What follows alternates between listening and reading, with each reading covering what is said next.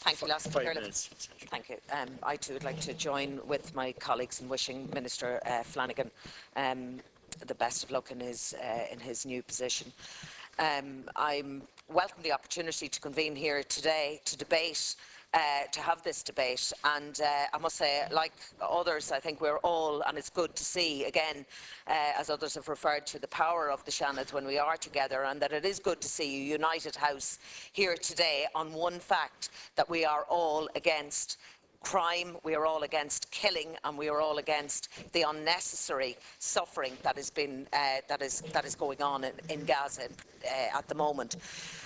The situation in Gaza, as I said, is absolutely appalling. Over 1,300 Palestinians have been killed in the last 3 weeks, the vast majority civilians, while on the Israeli side, I believe there is no parity, with 65 Israelis being killed, 62 of them soldiers.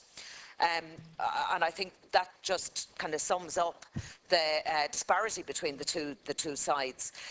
Saying that, I mean, I believe all killing is dreadful on both sides. The pictures on our screens and through social media in the last 3 weeks have frankly has made me sick, and I believe my fellow colleagues, and judging by the strength of comments that both here today and in other interviews that have been carried out. Innocent children killed while they sleep, homes and schools destroyed. I think I made reference to it previously. I think we have a lot when we can see with the social media, the power of social media and the power of television, that we can actually see. We have no excuse this time. Unlike with the Jews and the Holocaust, when people would say, well, we didn't know what was going on. We know what's going on now. We can see what's going on. Yesterday, we saw the youngest victim, the youngest innocent child of 5 days old, who battled for 5 days to survive, having been born 10 minutes after her own mother. A 23-year-old had unfortunately died from her injuries. The crimes in Gaza at the moment are undoubtedly crimes against humanity. The shelling of the UNRWA school in the recent days, which resulted in the deaths of innocent children while they slept, who had moved there on Israeli instruction, is so wrong on every level.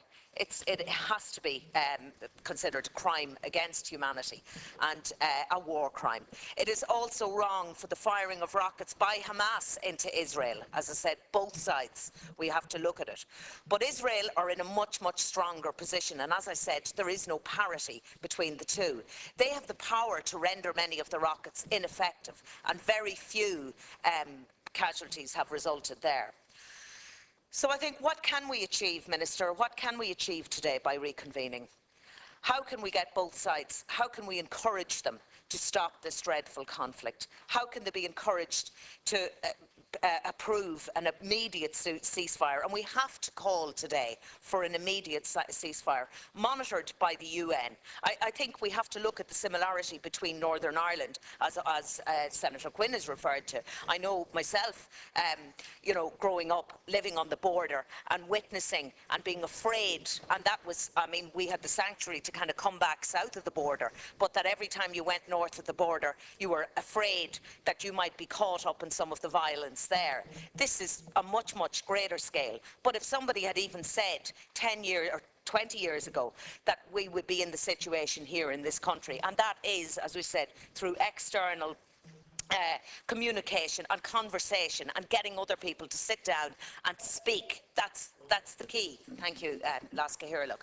So I think, if we look at that, we can, I hope, influence and call, and that's why I think it's important that today that we do call it.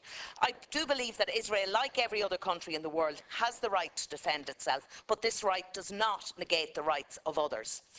I welcome the opportunity to debate today, but we need to send out the message, I believe, that we have to condemn all violence, call for an immediate ceasefire.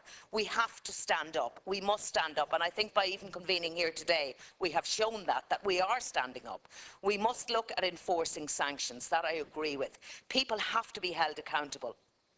We cannot just stand by and sympathise and do nothing. There's been too much of that. I think it is time now to take action. Thank you.